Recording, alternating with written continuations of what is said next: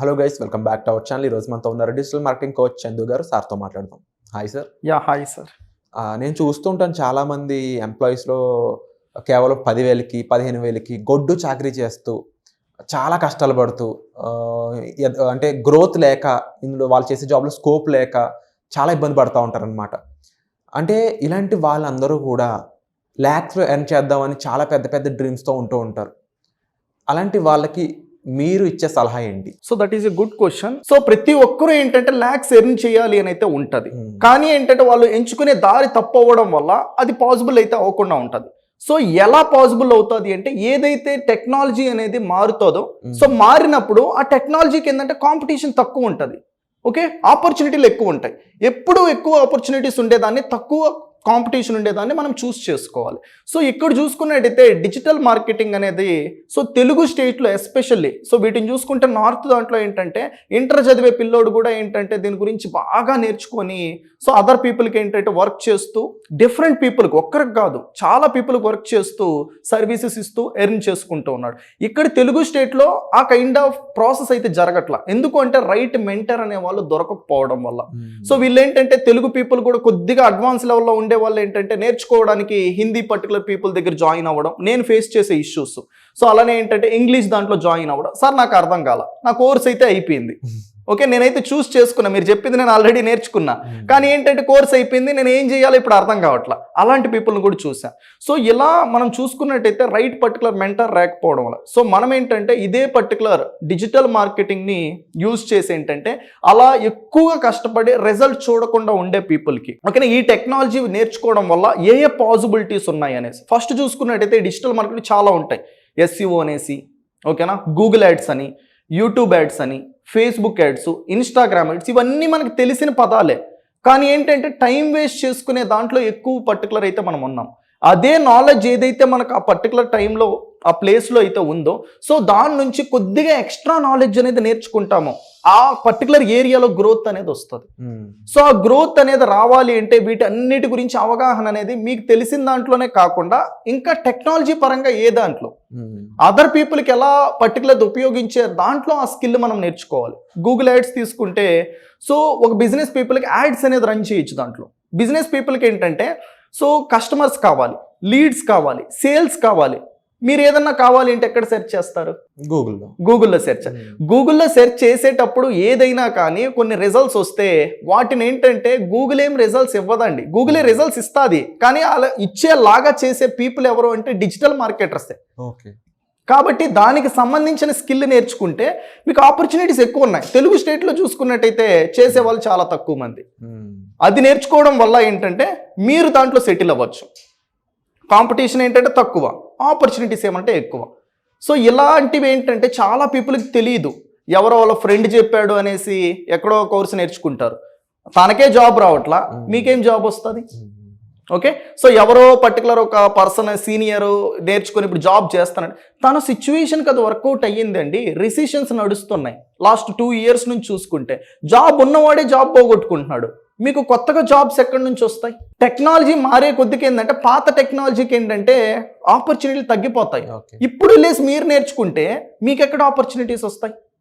మీలాగా ఏంటంటే సో ప్రతి year lakhs of people BTech అయిపోయేసి, డిగ్రీ అయిపోయేసి బయట అయితే వస్తున్నారు.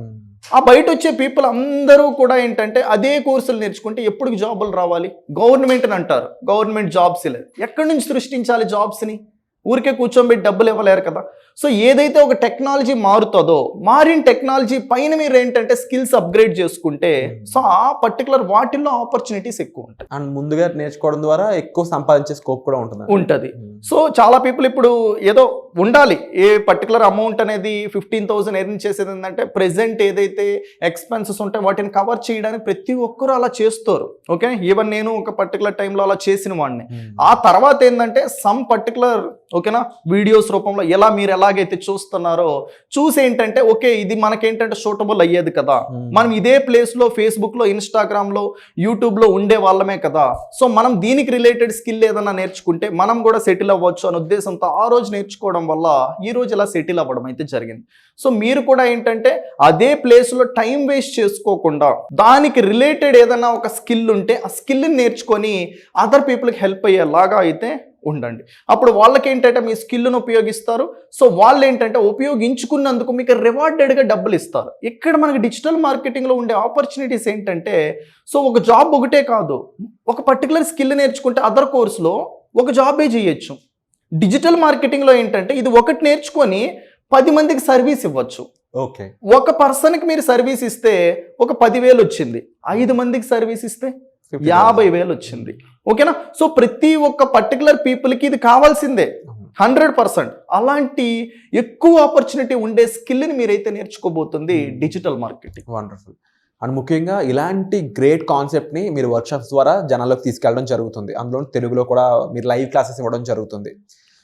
ఇలాంటి లైవ్ క్లాసెస్ అనేవి ముఖ్యంగా ఎంత మేరకు వాళ్ళకు ఉపయోగపడతాయి, వాళ్ళు ఏ రేంజ్లో అప్డేట్ చేస్తాయంటారు? సో ఇక్కడ ఏంటంటే ఈ వర్క్షాప్ రిలేటెడ్ దాంట్లో మెయిన్గా మనం ఏంటంటే ఫోకస్ చేస్తుంది, సో ఒక బిగ్గెస్ట్ ప్రాబ్లమ్ సాల్వ్ చేసేదాన్ని. ఎప్పుడూ కూడా ఒక్కటి గుర్తుపెట్టుకోవాలి, మనం ప్రాబ్లమ్ సాల్వింగ్. ఎప్పుడైతే మనం ప్రాబ్లమ్ను సాల్వ్ చేస్తామో అది సాల్వ్ చేసుకున్న పర్సన్ ఎవరైతే ఉంటారో తను మనకి రివార్డెడ్గా డబ్బుల్ని ఇస్తాడు. అది మనం గుర్తుపెట్టుకోవాలి. మీరు ఒక కోర్స్ నేర్చుకుంటే జాబ్లో జాయిన్ అవుతారు, ఆ కంపెనీ వాళ్ళకి ఆ ప్రాబ్లంకి మీరు సాల్వ్ చేస్తున్నారు. అదేది చిన్న ప్రాబ్లం అయితే చిన్న డబ్బులు పే చేస్తారు, పెద్ద ప్రాబ్లం అయితే పెద్ద డబ్బులు పే చేస్తారు. వాళ్ళకి తెలియని విషయం ఏంటంటే నార్మల్ టైంలో ప్రాబ్లమ్ సాల్వింగ్ అనగానే ఏంటంటే అబ్బో నా వల్ల కాదనుకుంటారు, కానీ కంపెనీలో చేసేది ఆల్రెడీ ప్రాబ్లమ్ సాల్వింగే.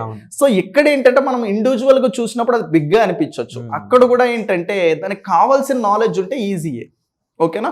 సో ఈ లీడ్ జనరేషన్ అనేది ఏంటంటే one of the biggest problem. మీరు ఒక బిజినెస్ పర్సన్ అయితే కామెంట్ సెక్షన్లో కూడా చెప్పండి, ఓకేనా, మీ బిగ్గెస్ట్ ప్రాబ్లం ఏంటి చెప్పండి. Leads, sales, customers.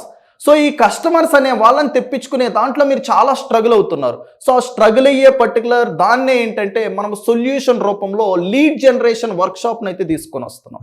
సో ఈ వర్క్షాప్లో మీరు చెప్పినట్టు ఏంటంటే మనము ఏదో వీడియోస్ ఇచ్చేసి చూసుకునేది కాకుండా లైవ్లోకి వచ్చి, ఓకేనా, థియరిటికల్ దాంతో ఎక్స్ప్లెయిన్ చేసి, ప్రాక్టికల్ దాంతో ఎక్స్ప్లెయిన్ చేసి, రియల్ టైమ్ సినారియోస్ చెప్పి, ఇక్కడ దానితో పాటు ఎక్కడా కూడా ప్రొవైడ్ చేయనంతగా లైవ్ ఛాలెంజ్ అయితే చేస్తున్నా.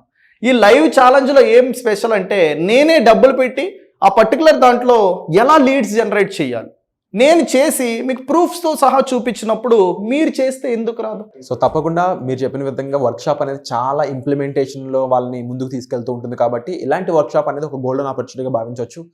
జాబ్ చేస్తున్న వాళ్ళు సెకండ్ ఇన్కమ్ కోసం అయి ఉండొచ్చు, జాబ్ లేక ఖాళీగా ఉన్న వాళ్ళు దీని ఒక ఎంప్లాయర్ సోర్స్గా చూడొచ్చు. ఎంప్లాయర్ సోర్స్ అంటే మీరే జాబ్లు ఇచ్చే రేంజ్కి ఎదగొచ్చు ఇందులో. సో ఇలాంటి గోల్డెన్ ఆపర్చునిటీ మిస్ చేసుకోకుండా వెంటనే ఈ కోర్స్ నేర్చుకోవాలనుకున్నట్లయితే వెంటనే డిస్ప్లే అవుతున్న నెంబర్స్ కాల్ చేసి ఇమీడియట్గా పూర్తి ఇన్ఫర్మేషన్ అనేది మీరు తెలుసుకోవచ్చు. దీనికి సంబంధించి డెమో కావాలనుకున్నట్లయితే అది ఎవ్రీ సాటర్డే ఉండబోతుంది. ఈ సాటర్డే రోజున మీరు కంపల్సరీ నెంబర్స్ కాల్ చేసి ఆ రిజిస్టర్ ఫీజు కట్టేసుకుని వెంటనే కూడా ఈ వర్క్షాప్లో మీరు పార్టిసిపేట్ చేయొచ్చు. Thank you so much.